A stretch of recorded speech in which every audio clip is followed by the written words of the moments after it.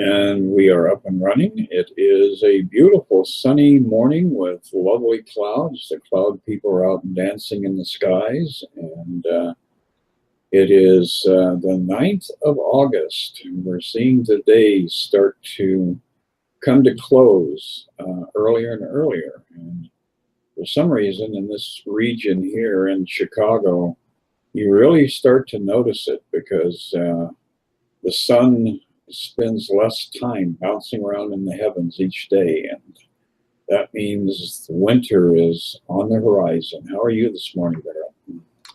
Well, I don't quite have winter in my mind yet. Still enjoying this warm weather, and I think the cloud people are all dancing down by you because up here on the north side of the city, it's just blue. All I see is real blue skies here. So, well, yeah, we have. Here on the south side, we have quite a procession going on, and that's one of the things about Native American culture that I really enjoy is the fact that they honor all the different manifestations of spirit. The rock people, the stone people, the cloud people, the horse nation, and so all these different components are honored. And yet there's always that circle of life that's very prominent in the vision of the Native American community, because they, from a very fundamental level, they comprehend how everything is interwoven and that it is all one life, and that life is dynamic and exciting as you begin to realize that the most important feature of that life is that it is founded on love. So love is the answer. Yeah. And I think that is beautiful, that willingness to see that the light is everywhere, that there's nowhere that light and joy is not, and to be able to know that the divine is everywhere, that there's nowhere that God is not. I think these are really helpful symbols on our awakening, because usually we try to sort of pick and choose, right? Oh, well, this part of my life is worthy of love, but that other part isn't. And when we see that we're kind of, basically saying some things are, some things aren't, it's a pretty clear sign that we're in the role of that dualistic thought system. And we want to say, that's not where I want to be. I really want to come into that place of inner peace. And we can use all these symbols to help us rediscover that. Yes, absolutely. And appreciate the beauty of the culture. All the tribal cultures give us a different angle to perceive the world from. And most of them have a very holistic approach where they're seeing everything as you mentioned, that one life expressing itself in infinite form and fashion. So it gives us a less analytical, scientific, fractionating kind of approach to life, where we're not dissecting everything we encounter, but appreciating its wholeness and its the role it plays in the components that make up life itself. Yeah, and I think it fits really nicely in with the workbook lesson that jumped out at me today, which was lesson 155. And that lesson says, I will step back and let him lead the way. So right off the bat here, we're getting into this concept that we kind of are often wanting our life to look a certain way and to fit our ideas. And this workbook lesson is really trying to help us say, let the inner guide come forward. Let this part within be the navigating principle that you use in your life. And you're going to find that you have less pain, less struggle, less suffering as a result. So I really love this first paragraph that Jesus has here. He says, there is a way of living in the world that is not here, although it seems to be. You do not change appearance, although you smile more frequently. Your forehead is serene, your eyes are quiet. And the ones who walk the world as you do recognize their own. Yet those who have not yet perceived the way will recognize you also, and believe that you are like them as you were before. So Jesus here is really talking about this way of living in the real world, this way of living our life here in the physical world, but without having any sort of attachment to it, without having any sort of belief that this world can make us happy, or that this world can cause us distress. And this is a challenge to live this way, but it is something that we're working on, right? This is our objective with our study of the Course in Miracles. And here he's showing us the way of life that we can live as we internalize these ideas.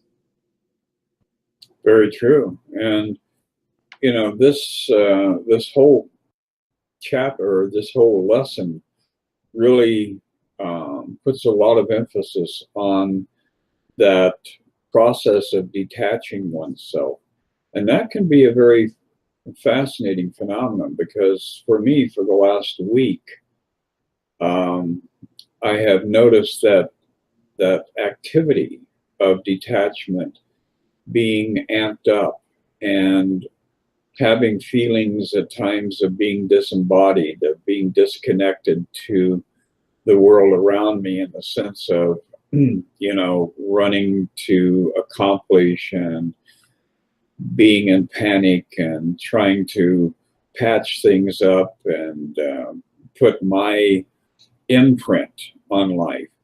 And as you start to evolve, as you start to step out of this mortal identity, what happens is you do have a certain experience that is that process of death going on within the ego itself. And that gives you a very almost lightheaded feeling, because you're stepping back from the physical experience, you're stepping back from your physical body, and you're realizing on a much deeper level that you are not the body, that you do have an existence apart from this mortal experience that we're all engaged in. So it ends up being kind of woozy at times. It ends up being a journey where you begin to feel that disconnect, and you're replacing it with a reconnect to your spiritual side. So, if you're having the experience as you're studying the Course of feeling like you have to hold on to the arms of your chair every once in a while to keep yourself fully invested in this physical form, don't be concerned with that, because it is a part of the process, and it has been mentioned in the Course on a couple of different occasions, how we go through these periods of really feeling that fracture of life and death, and realizing that we are life and that death is not real, but the ego itself is very invested in the concept of death. So the ego is clinging to that idea of death, but in truth, who you are doesn't have to cling at all. Who you are is very serene and at peace in the process of life itself. Yeah, man, some good points you're bringing up there, and it's really helpful to remember this, that we are, making a big change here. It's the change of believing that we're an individual self, an individual person, to a deeper knowing that what we are is God, is one with love, is one with spirit, one with truth. That we are not separate from any of that. And it's often kind of startling to work on having this inner shift. There's a great sort of mini forgiveness thought that Gary Renard shares in one of his books. And it says, "I am immortal spirit. This body is just an image. It has nothing to do with what I am. And it's this exact same idea that we're talking about here, that we're releasing our old identity, and in so doing, we're coming into a state of what we really are, what we've always been. And there can be a period of transition. There can be a period of disorientation, of sometimes people get feelings of vertigo as they go through this process. I remember hearing Ken Wapnick once talk about people who are studying the Course, and they come to him and they're all talking about how beautiful and really happy they are with the practice of the Course. He kind of says if people are just happy as they're practicing the Course, he worries that they're not really getting it. Because there are times where this is kind of shaking our foundation and really replacing it with a new, even more solid foundation. But in the process, there often feels a little bit like things can be shaky and unsettled. So to know that that's a normal part of this, I think, is really helpful. And it's encouraging too, as we keep stepping forward and doing this work. Right. And this next paragraph in this particular lesson really illuminates that even further. It says the world is an illusion. Those who choose to come to it are seeking for a place where they can be illusions and avoid their own reality. Yet when they find their own reality is even here, then they step back and let it lead the way. What other choice is really theirs to make? To let illusions walk ahead of truth is madness, but to let illusions sink behind the truth and let the truth stand forth as what it is merely sanity. So, and that's really what's going on, is that in the process of awakening, we're also becoming sane.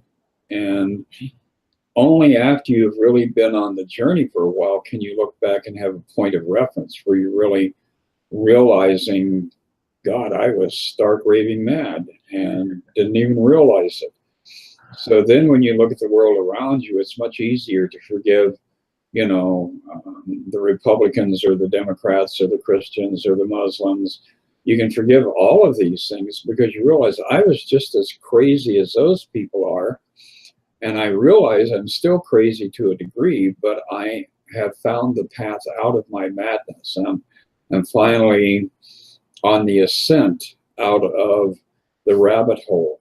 And before long, I'll step out into that magical garden with a beautiful blue sky and be at home again in the kingdom that I was created to be a part of.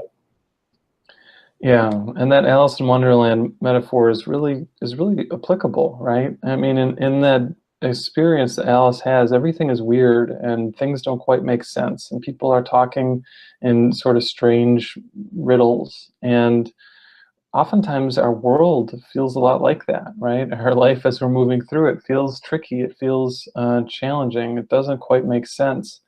We're not sure how to proceed. And one of the things that we get as we start to really adopt, the principles of truth, is that this world is pretty crazy. As he says very clearly here, this world is an illusion. Well, what is he saying? He's actually saying that literally this world of time and space is not true. It is not true. It is a dream that we have made up. And that our goal is to awaken from it and to come back into what we really are. So again, this is not an easy thing to do, but it is achievable. And step by step, bit by bit, we can actually start to open up to these literal experiences of knowing this. We can start to have the experience that this world is unreal, just like you can have a lucid dream in bed at night. Well, we can start to have an experience of living the lucid dream here in this world, of knowing that it's not true. And it really changes our perspective, and it helps us to navigate this world as we're going through it. So to skip down a couple paragraphs here, Jesus says, if truth demanded that they give up the world, it would appear to them as if it asked the sacrifice of something that is real.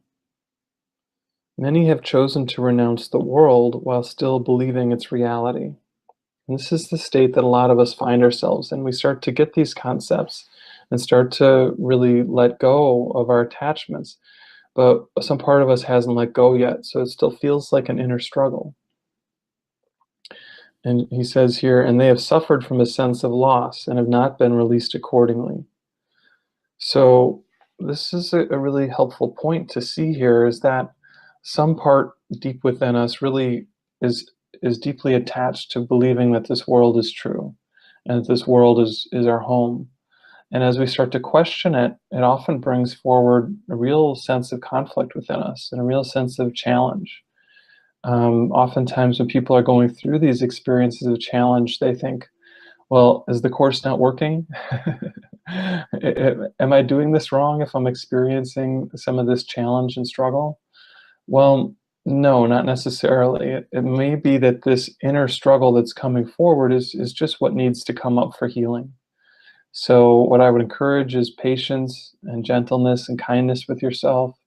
And as you keep kind of bringing these ideas to your experience, eventually the struggle will dissolve.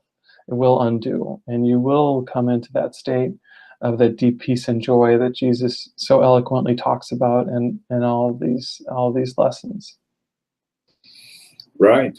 And it is, a thing of separating the chaff from the wheat, because we do have that obligation while we are still in this world to become a light unto the world.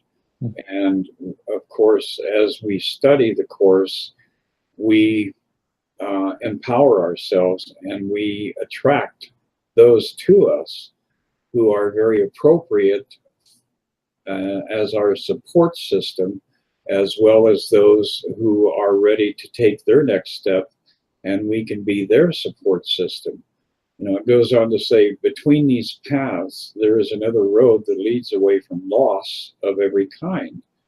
For sacrifice and deprivation are both quickly left behind. That's an interesting sentence there, and a really dynamic idea, because really that's the treadmill that we are stuck in when we're in this material world. We're always trying to get something, and we're always motivated by the fear of losing something.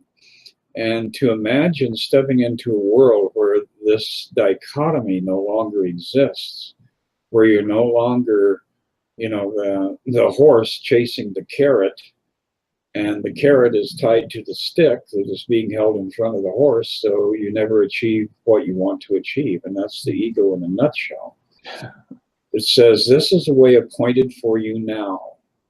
You walk this path as others walk, nor do you seem to be distinct from them, although you are indeed. And this is coming to a place of being comfortable in this new role, this new identity in this material world, where you realize that, yeah, you're not part of the thundering herd. You're definitely out of the pack. You're not part of the plunge of the lemmings as they go over the cliffs. But at the same time, you have developed enough empathy and compassion so that you realize your role here is to stop the herd, to keep the lemmings from crashing into the sea. So you take on a whole different role in life, and you displace yourself. You set yourself apart from the normal pursuits of this earthly existence. It says, thus can you serve them while you serve yourself, and set their footsteps on the way that God has opened up to you and them through you. Wow, that is really a very celestial thought. All of a sudden you're joining this circle that Jesus established, or that Buddha established, or all the enlightened masters have established, where you are becoming a lighthouse in the midst of the storm. And that is such a noble enterprise that it's very easy then to leave the rest of the world's pursuits behind. Yeah, yeah. I really do like that idea of becoming that lighthouse in the midst of a stormy sea and guiding people to safe harbor. And um, you know, it's an image that the Foundation for Inner Peace uses too, as a symbol. And I think it's really sweet that we can let this light basically call out to others who are searching for the light, and really help them to see that they're searching for their own inner light, that that light is not something external to them, it's something that's always been there, and that for, you know, some reason it's been covered over. But this work is all about kind of uncovering and revealing what's always been there, what's always been true. Just to read a little bit more here, he says, illusion still appears to cling to you, that you may reach them. So he's letting us know that we, you know, still use these forms and these symbols of the world, but we use them for now a purpose of awakening and coming free of fear rather than reinforcing it. Yet illusion has stepped back. And it is not illusion that they hear you speak of, nor illusion that you bring their eyes to look on and their minds to grasp. Nor can the truth which walks ahead of you speak to them through illusions, for the road leads past illusions now, while on the way you call to them that they may follow you. So he's really talking here about the practice of forgiveness and how it really uses all the symbols of the world, but it uses the symbols of the world to lead us beyond the world and lead us to that truth within that is eternal, that is changeless, and that is always there for us if we're willing to look past these illusions, past these veils. And it's a challenge oftentimes because there's a part of us that's very resistant to this. And we were talking about this a little bit before we started the recording today about working through these resistances. And I think Jesus is really kind of being very kind and gentle to us because he knows how terrified we are of this path. And he knows that we're going to be having a lot of resistance to this practice. I think at one point he says, you know, it's basically not our purpose to be without resistance, otherwise we wouldn't have come here. But it is our purpose to learn how to let the resistance go. So that's what we're doing. We notice when some fear crops up, and then we react with kindness, we react with gentleness. And more we find that we are okay, that we don't have to push so hard against this. But if we notice that we are pushing, we can be soft and kind with that as well. And this attitude starts to permeate more and more everything in our life, our relationship to ourselves, but also our relationship to others, and all the things that we do as we move through this physical world here. And, you know, we have that assurance that as we become more and more enveloped by spirit, as we are taken to a deeper level of our truth and our true identity, that we're not going to have the obstacles that we have been dealing with most of our life, because those obstacles were in place in order to force us to struggle and to look around for a better way to live. So as we surrender to the truth of our true identity, the road becomes much smoother, and it's an even trail. There are no more extremes. There are no more peaks and valleys. You start to arrive at a place where, as in the 23rd Psalm, you know, we are led into pastures where there are these beautiful streams, and there is a sense of serenity that enters into the day-to-day existence that we have. So there's really a tremendous amount of gain by going through the process of letting go of the old world. And what our ego has identified as being a loss is in actual fact a huge gain as we look at it through the eyes of the Christ within us. So paradox once again rears its ugly head as we're on the journey, but as we continue to awaken, it becomes easier and easier and easier to step into that new life that is presented to us. And then it says, all roads will lead to this one in the end. For sacrifice and deprivation are paths that lead nowhere, choices for defeat, and aims that will remain impossible. All this steps back as truth comes forth in you to lead your brothers from the ways of death and set them on the way to happiness. Their suffering is but illusion, yet they need a guide to lead them out of it, for they mistake illusion for the truth. And boy, I think that, the current times, the fact that we've got the internet, the fact that we've got a global consciousness that is really awakening, the fact that we've got communication throughout the world. I've got friends on Facebook that are in Australia and Scotland and Ireland and India, and all of these different individuals have come together to create a web that my pursuit of the course has created, because as I am sharing these thoughts and as I am invested in living in this different way of life, there's a trickle down effect that affects those around me. And everybody who has been attracted to me were attracted as a result of some kind of inspiration by the Holy Spirit.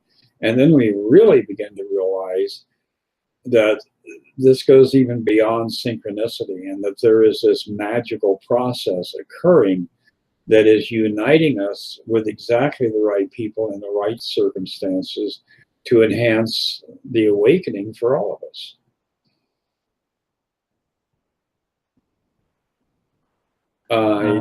There you go. Yeah, thanks. There is really just one atonement, and that atonement is working through all of us, right? We all have that access to choosing love. We all have that access to stepping back into fear. And which one we're going to do is always up to us. So that's really what we're learning as we study this, is that choice for either love or fear is our only power here in this world, right? We think we have a lot of different powers. We think we can make a lot of different things happen and unfold here. But really, the choice for love is what this is all about. And that's why Jesus says very early on that miracles are a habit, right? How do we form new habits? Well, we have to practice them. And then stick with them and persevere. And eventually what starts out as a new habit then becomes a very strong, deeply ingrained habit. And that's the process that we're on. We're on the process of coming to see that there's nothing in this world that can take away our peace. There's nothing in this world that can make us actually feel bad or upset unless we give it that power. And when we notice that we're doing that, we notice we're giving these things in this world that power, we have the ability to start to reclaim it. And it's a process, because a lot of these things are very deeply held, and a lot of these things we're not even consciously aware that we're doing. But as we start bringing these shadow pieces forward into the light, they all will eventually melt, right? No shadow can withstand the light, right? The shadow is absolutely substanceless when we get down to what it really is. And all of these shadow pieces within us are going to melt away too, because the light is what is real. The shadow is what is not. So, and really a bit of good news, we get the message that we can't miss, right? We can't miss our enlightenment. We can't miss our awakening. It's actually a done deal. And we can just really rest in that and be appreciative and glad, because that's what this is all here for. Yeah, it really is amazing how we tried to create a world of our own design, and yet the presence of the Holy Spirit within us pretty much was the wrecking crew that took over and created by these various alignments, by these various serendipitous encounters we have, a way out of the trap that we had generated for ourselves.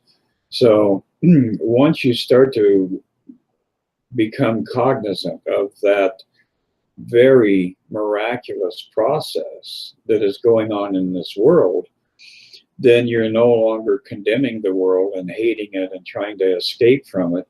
You begin to realize, oh, this is the journey out. This is the way to truth. So then you can extend love into the world without any resistance.